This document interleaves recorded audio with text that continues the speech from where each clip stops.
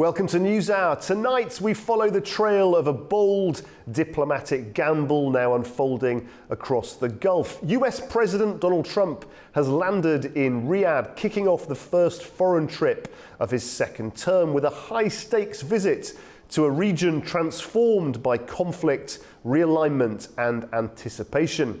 In Gaza, of course, ceasefire talks may be inching back to life. In Ukraine, a surprise summit with Russia is suddenly on the cards. And in the Gulf, expectations are mounting as Trump meets with Saudi leaders hoping to revive stalled negotiations, reset alliances, and possibly reshape the map. But the challenges are vast. Hamas still holds hostages, Gaza lies in ruins, and normalisation with Israel remains frozen. Meanwhile, questions swirl about Trump's real intentions and whether his transactional style still resonates in a more assertive Arab world. Well, tonight we ask, is this just another charm offensive or a genuine bid to change the course of history? Well, with Trump now on the ground and meetings already in motion, we begin with a closer look at what's driving this visit and what's riding on it. President Donald Trump touched down in Riyadh on Tuesday, greeted at King Khalid International Airport by Crown Prince Mohammed bin Salman. A warm welcome, with weighty undertones. This marks the start of a 4-day Gulf tour, placing economics over escalating tensions. No talk of Gaza, no nuclear warnings for Iran, just deals, handshakes, and strategy. In Riyadh, the Saudi-US Investment Forum is already underway. Billions in contracts hang in the balance, from defense tech to clean energy to AI. Trump's message is clear. America is open for business in the Gulf. The visit reflects a shift. Washington wants reliable partners in a region where alliances are evolving.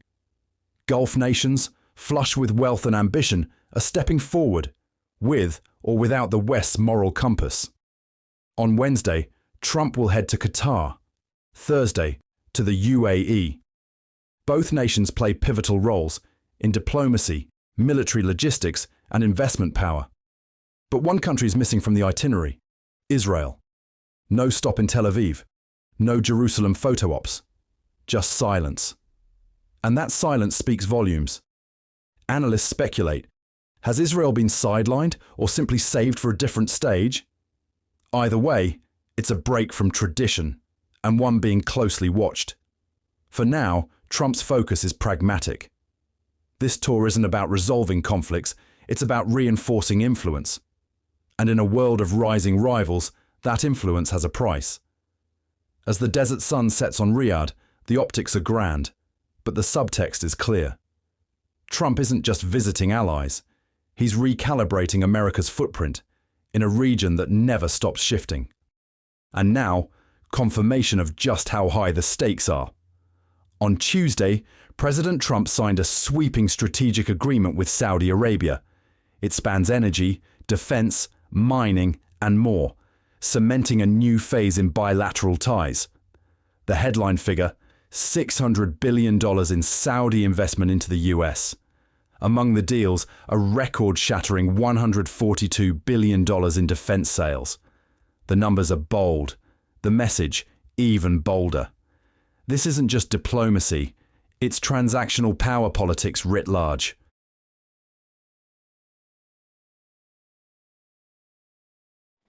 Okay, let's cross live now to Trent Murray, our correspondent in the region. From high-level welcomes then to billion-dollar defence deals, here's what's been tracking as Trump's Gulf tour gets underway. Well, it was wheels down for Air Force One at 9:49 a.m. local time. President Trump landing in Riyadh to a royal welcome. The purple carpet was laid out, plenty of pomp and ceremony. Even Crown Prince Mohammed bin Salman at the airport to welcome President Trump as he embarks on this 3-country tour of the Middle East. This, of course, is his first planned trip abroad. He did travel to Rome for the funeral of Pope Francis, but this trip is one that has been in the works And I think it's very deliberate that he has chosen both Saudi Arabia, Qatar and the UAE for his first trip abroad. We are expecting business and deals are at the heart of this trip. President Trump will attend a US-Saudi investment forum later Tuesday. He is going to be there with his close confidant, the world's richest man, Elon Musk. And again, many experts are saying they are expecting deals to be signed. We already got a sign of what may be to come with the US announcing a $1.4 billion deal with the UAE, selling Chinook helicopters as well as parts for the F-16 fighter aircraft provided by the US. We are expecting those sorts of multi-billion dollar deals to be a real feature of this trip. But of course, there are also geopolitical tensions in this region which could overshadow much of what President Trump is trying to achieve. The ongoing war with Gaza, I think he will take the win in the last 24 hours of getting the last remaining American hostage out, Eden Alexander, that 21-year-old from New Jersey who was held by Hamas. Hamas said that they released him as a gesture to goodwill, as President Trump arrives here. But that war in Gaza does continue. We know President Trump is not visiting Israel. I think many Israelis and the government here would certainly like him to have done, but he will not be coming here during this trip. Of course, other areas that we have to keep a very close eye on is the situation with the Houthis. The US does have a ceasefire with them in Yemen right now, and of course, those ongoing negotiations and underlying tensions with Iran. In Tel Aviv, Trent Murray for AnewZ. To break this down a bit further, I'm joined now by the US geopolitical analyst and professor of international politics, Scott Lucas, who's joining us live from Florida. Professor, thank you very much for joining us on NewsHour. President Trump is notoriously hard to predict, but what do you expect? What do you anticipate will happen during this visit to Riyadh? Well, I think we can mark that out by establishing what is different about Donald Trump. If this is any other president, your package, which talked about pursuing diplomacy, pursuing American influence, would be really good. But that's not what Donald Trump is doing here. Donald Trump does this, first of all, because he does it for his ego.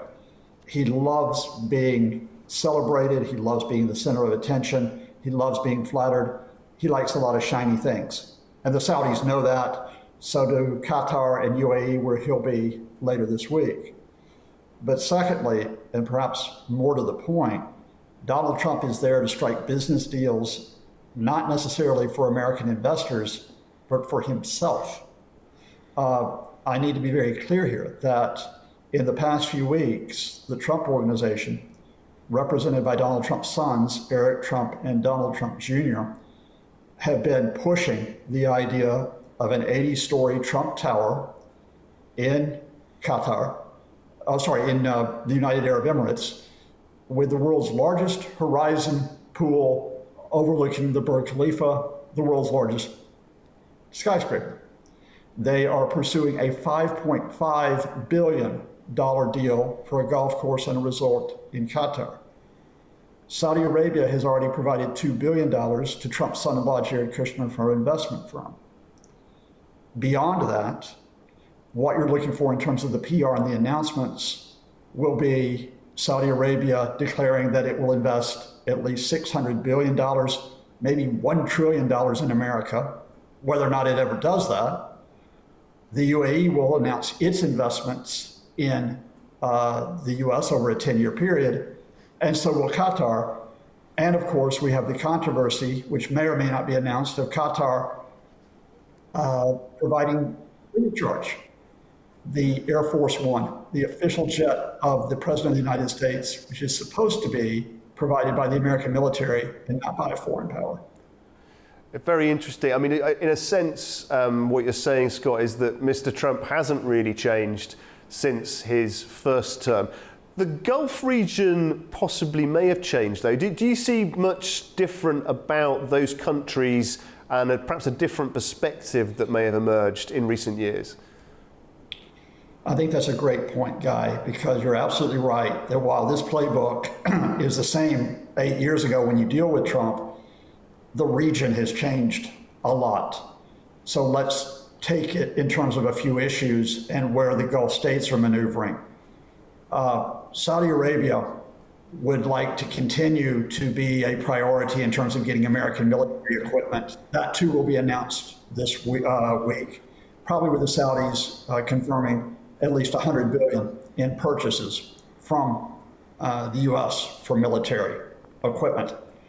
The Saudis, however, would also like support to pursue a civil nuclear program, something which the US has refused to do up to this point because they wanted it linked to a normalization agreement with Israel. Well, that normalization agreement will not occur because of Israel's ongoing war in Gaza. So the Saudis will say to the Americans, give us the support for the civil nuclear program anyway. The Saudis will want support for their free hand in terms of the way they work with oil prices, in terms of they work with their own regional influence. But so will Qatar and the UAE. And of course, there are issues that are in the region, whether you talk about the new Syria and where it goes next, whether you talk about the ongoing conflict within Yemen and where that goes next, as well as the question of, will we ever get out of the mass killings in Gaza? And the central point here is that the US is no longer at the center of those issues. The Gulf states do have influence in those issues, and they'll try to exert it working through Trump. Is there anything, Scott, about President Trump, the brashness of his style, the particular approach that he takes to bringing together wealthy, influential people that many people don't like? But nevertheless, is there something about that you think might be helpful to his peacemaker role when it comes to Gaza? Well, if Donald Trump brings wealthy people together, that's been done in the world for a long, long time, and there's no reason to say that Trump is to be condemned for it, even though he's far more blatant about it, verging on breaking US law. But in terms of being a peacemaker, when you make those deals, let's be realistic. None of those deals that are going to be made this week are going to bring us closer to an end to the mass killing in Gaza, because the Trump administration has walked away from Gaza, effectively giving the Netanyahu government a blank check since the start of March, not only to resume its attacks, but to cut off Gaza, a complete halt to humanitarian aid. None of those deals in the Gulf this week are going to resolve the Ukraine-Russia issue and Moscow's invasion, because Donald Trump has been erratic, unpredictable about what he wants to do, condemning Vladimir Zelensky and then condemning Vladimir Putin, and then saying, maybe I'll go to Turkey on Thursday and bring a great settlement. None of this has brought us closer yet to the issue that does concern the region, which is a deal over Iran's nuclear program. And we've seen... Now, if the Trump administration... Yeah. Sorry, Professor, but it's very interesting, the role that he is playing. We've seen pressure brought on Hamas. We've seen recent overtures from Hamas to the US.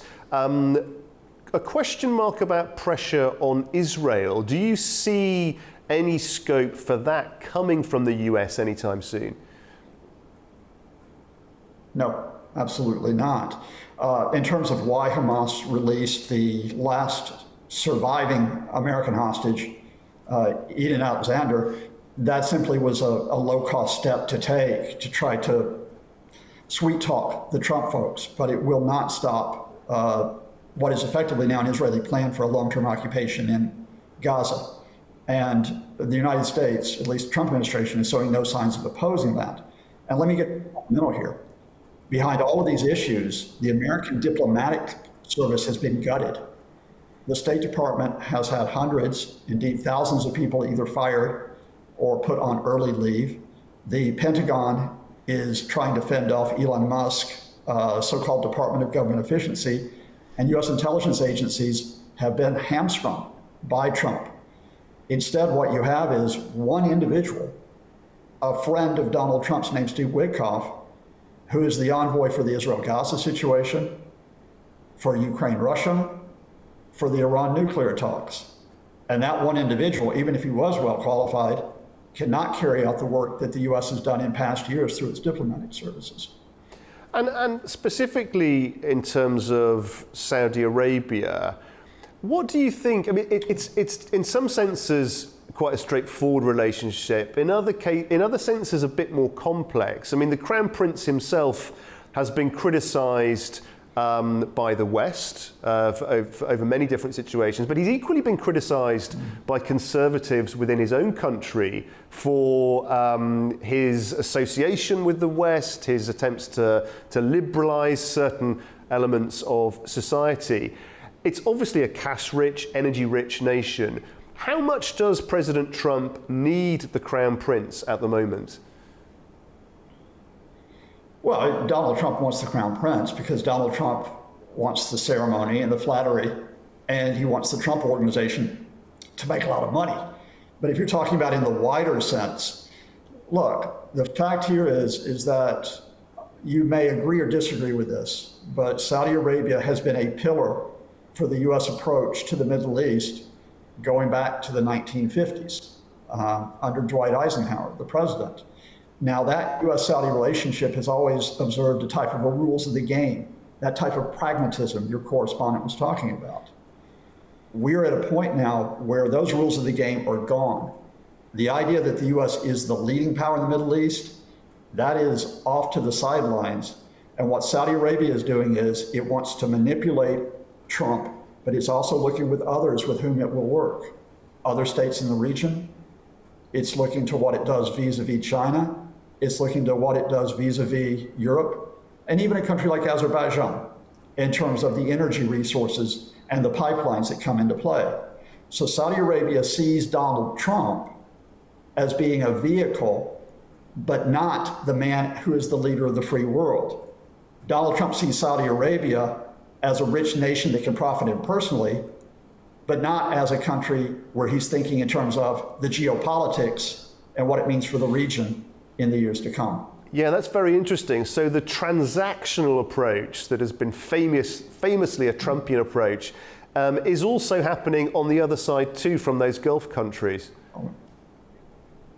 Oh, absolutely. One of the most interesting things that happened in 2017, and we know this because of American documents that were leaked, is that foreign intelligence services, when Donald Trump came into power, immediately assessed that the way to deal with him was to play to the ego.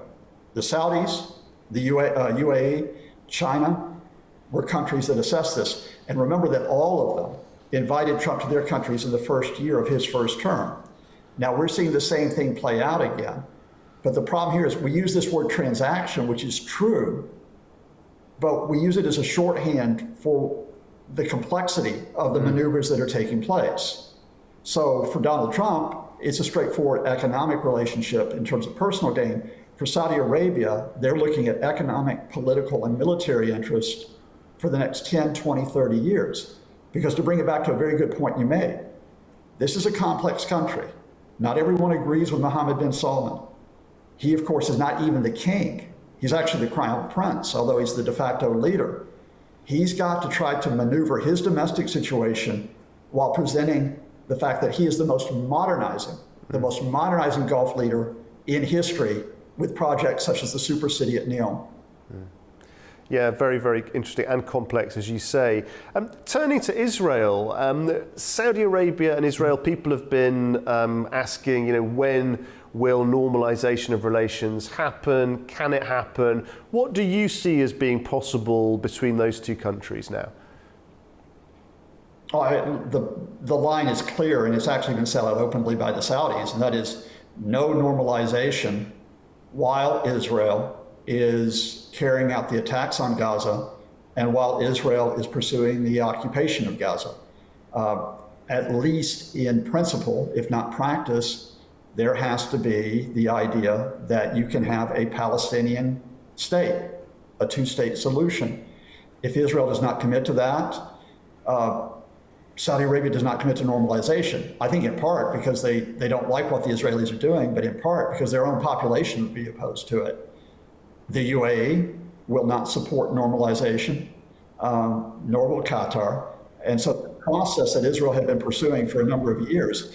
They effectively have chosen Gaza over that process. And I think as long as Benjamin Netanyahu is under pressure from his right wing in Israel, and as long as Netanyahu is under political and economic pressure over his own future, his bribery trial, the prospect of early elections, that situation is not going to change. And it's been Trump, Mr. Trump is such a polarizing figure, isn't he? In recent days, it seems that there is a contentious element to every trip, every meeting, every visit. We've heard about the gift of the plane from the Qataris, all sorts of ceremony that people have had a view on. Now there seems to be some rumours, or some talk at least, of a Saudi-backed Trump peace plan potentially being nominated for a Nobel Prize. Your thoughts on that and this drama, these additional things that seem to come with President Trump? Look, Donald Trump gets headlines because Donald Trump is a reality TV star. He has been a reality TV star for decades.